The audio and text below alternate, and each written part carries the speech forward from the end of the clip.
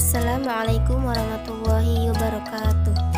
Perkenalkan, nama saya Septa Arani, NPM 210-331.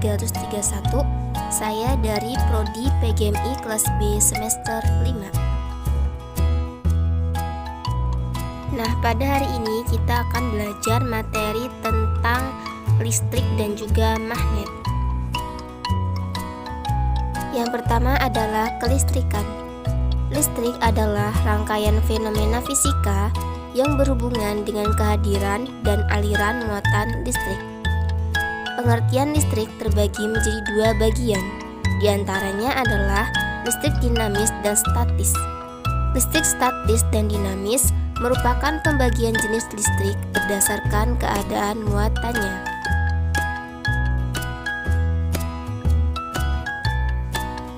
Listrik statis adalah kumpulan muatan listrik dalam jumlah yang statis atau bisa disebut listrik yang diam.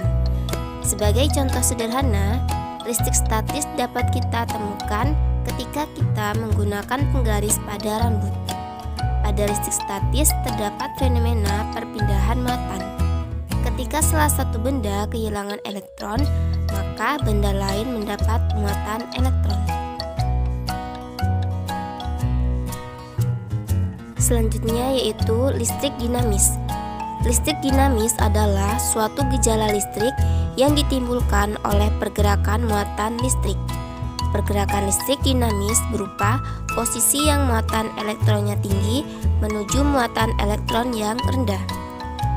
Perbedaan listrik statis dan dinamis mencakup beberapa hal. Yang pertama, listrik statis tidak mengalami pergerakan muatan listrik, sedangkan listrik dinamis mengalami pergerakan muatan listrik atau disebut terjadi arus listrik.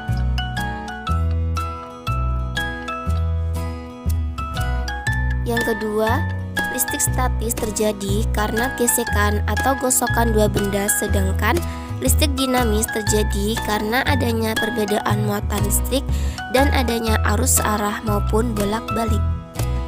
Yang ketiga, parameter yang ada pada listrik statis sulit diukur, sedangkan listrik dinamis relatif lebih mudah untuk mengukur arus, tegangan, hambatan, maupun daya listrik yang terjadi di suatu rangkaian. Selain itu, ada persamaan antara listrik statis dan dinamis. Yang pertama, keduanya memiliki daya magnet yang sulit tarik-menarik. Yang kedua, untuk menghasilkan listrik statis maupun dinamis memerlukan dua material yang saling berhubungan satu sama lain. Dan yang ketiga, keduanya memiliki inti atom, yaitu proton dan elektron. Selanjutnya yaitu magnet. Magnet adalah suatu benda yang mampu menarik benda lain di sekitarnya yang memiliki sifat khusus. Nah, setiap magnet ini memiliki dua kutub, yaitu kutub utara dan selatan. Kutub magnet adalah daerah yang berada pada ujung-ujung magnet dengan kekuatan magnet paling besar. Nah, kemudian ada sifat-sifat magnet. Apa itu sifat-sifat magnet? Sifat kemagnetan adalah kemampuan benda dalam menarik benda-benda lain di sekitarnya. Sifat magnet yang pertama yaitu magnet dapat menarik benda. Yang kedua, medan magnet membentuk gaya magnet. Dan yang ketiga, magnet memiliki dua kutub. Yang B, kutub magnet tidak dapat tarik-menarik atau akan tolak-menolak. Nah, hal ini terjadi apabila kutub yang sama didekatkan, akan saling tolak-menolak. Begitu sebaliknya, jika kutub utara dan kutub selatan didekatkan, maka dengan begitu akan saling tarik-menarik. Yang C, sifat magnet dapat hilang. Nah, sifat magnet itu dapat hilang apabila magnet tersebut terbakar, kemudian jatuh secara terus-menerus pada magnet tersebut. Yang D, jenis bahan magnet. Berdasarkan sifat kemagnetannya, jenis bahan magnet dapat dibedakan menjadi dua, yaitu bahan magnetik atau ferromagnetik dan bahan non-magnetik. Yang pertama, bahan ferromagnetik adalah benda yang dapat ditarik dengan kuat oleh magnet. Contohnya seperti baja, besi, nikel, dan kobalt. Kemudian bahan non-magnetik ini dibedakan menjadi dua lagi. Yang pertama, paramagnetik dan juga diamagnetik. Paramagnetik adalah benda yang dapat ditarik dengan lemah oleh magnet. Contohnya aluminium, tembaga, platina, dan lain-lain.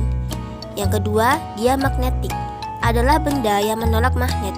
Contohnya emas, seng, merkuri, dan lainnya. Yang selanjutnya yaitu macam-macam bentuk magnet. Secara umum, bentuk tetap magnet itu ada 5. Yang pertama, magnet batang. Yang kedua, magnet silinder. Yang ketiga, magnet jam. Yang keempat, magnet cincin.